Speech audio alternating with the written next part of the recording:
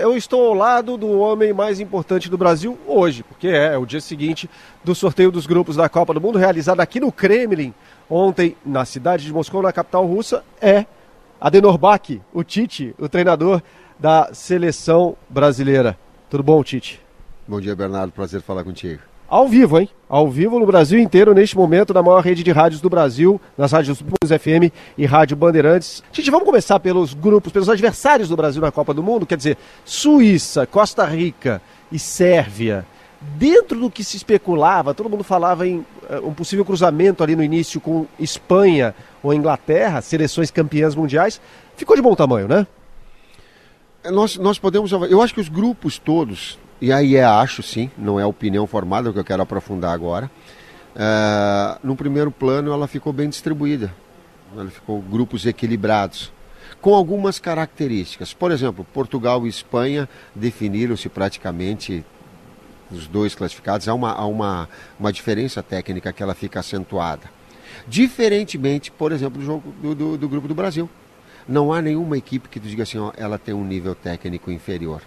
É só nós pegarmos o retrospecto e ver, por exemplo, que Costa Rica, na última Copa do Mundo, ela venceu o Uruguai 3-1 na primeira fase, ela venceu Itália 1-0 e ela empatou com a Inglaterra, num grupo que eu, quando teve o sorteio, eu olhei assim, ela vai ser o Corinho. E ela foi primeira. Aí ela foi para a etapa seguinte, ela eliminou a Grécia nos pênaltis. Aí ela foi para o outro jogo, ela empatou com a Holanda e saiu nos pênaltis. Então, tu vê o grau, então não há facilidades dentro do grupo. Nós temos sim um nível de exigência técnico alto, já teria normal, mas não tem aquela equipe que diz assim, ó, ali vai ser um confronto fácil. O Corinho, no caso que você citou, gostei dessa expressão, saco de pancadas, é isso? Exatamente. Ele vai dizer, pô, ali a gente vai, qualquer que seja, a gente não pode não ter um desempenho bom e vai ganhar. Não tem. Vai ter que jogar bem, vai ter que jogar muito. Agora, Tite, é o seguinte, se no campo foi um bom grupo para o Brasil, na logística dava para ser melhor, né? O Brasil vai viajar, eu fiz as contas rapidamente, a grosso modo, 5.000 quilômetros na primeira fase, isso só em viagens de ida. É muita coisa. Te preocupa essa logística na primeira fase? Sem meias palavras, não gostaria que fosse assim, gostaria que fosse sorte. Não gostaria que tivesse esse transporte. Não gostaria. Só que tem o seguinte, isso foi o aleatório, foi o sorteio, foi o circunstancial. O circunstancial não se controla. O que o Edu trouxe para mim? Ele disse, professor, qual a tua prioridade? Prioridade é uma só. Eu digo, é ter campos e a logística para o descanso e para a alimentação próximos. Porque aí eu consigo passar o vídeo, fazer as correções, a interação. O nosso trabalho fica, na sua essência, priorizado. Mas daqui a pouco o aspecto locomoção, fiquei torcendo, mas não deu, ele fugiu da nossa alçada. Tite, é o seguinte, historicamente, na história das Copas do Mundo, eu vou voltar duas Copas, as últimas Copas que o Brasil venceu, tá? 94. O Brasil começa com o meio campo assim, Mauro Silva, Dunga, Raizinho. Raiz sai, entra o Mazinho, o Brasil é campeão, né? 2002, o Brasil começa assim, Gilberto Silva, Juninho Paulista, ora Ronaldinho, ora Rivaldo ali no meio, muda, entra o Kleberson contra a Inglaterra, o Brasil é campeão do mundo. Historicamente a seleção muda, e eu vejo, posso estar enganado, tá? O Fernandinho batendo na porta e falando, eu quero ser titular desse time. Você sorriu agora. É um cara que botou a pulga atrás da orelha, tá jogando demais no City, né?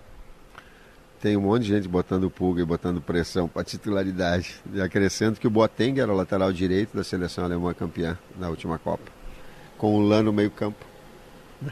Aí ele veio para dentro, depois saindo, Lan para lateral, reforma.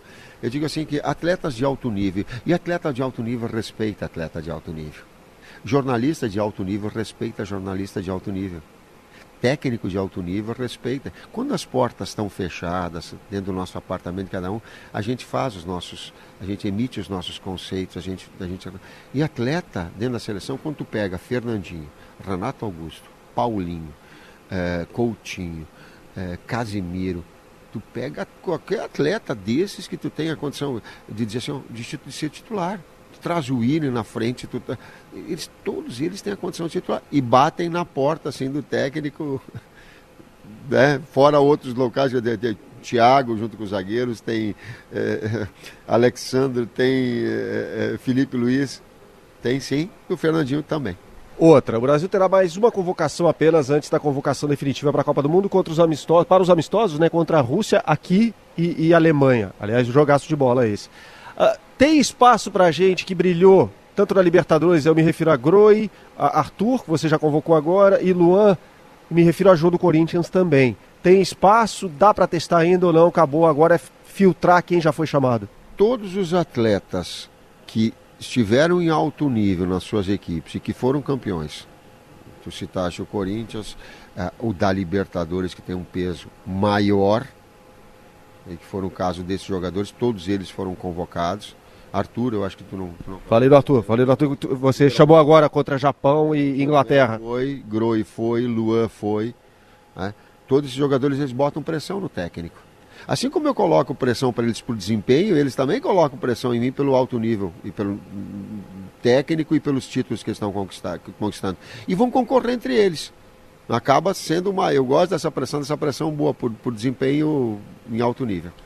Todo mundo tem falado muito sobre a Alemanha, campeã do mundo no Brasil, campeã da Copa das Confederações, mas eu aposto na Espanha como um adversário muito difícil. O Lopetegui tem um meio-campo muito, muito bom ali, mesmo sem o Xavi, que já saiu da seleção, mas tem Iniesta, Busquets, você tem um Isco jogando demais, o Thiago Alcântara no Bayern de Munique. A Espanha para você, também, a Espanha para você é o time a se olhar com mais carinho nesse momento? Eu vou dizer assim, o Isco teve uma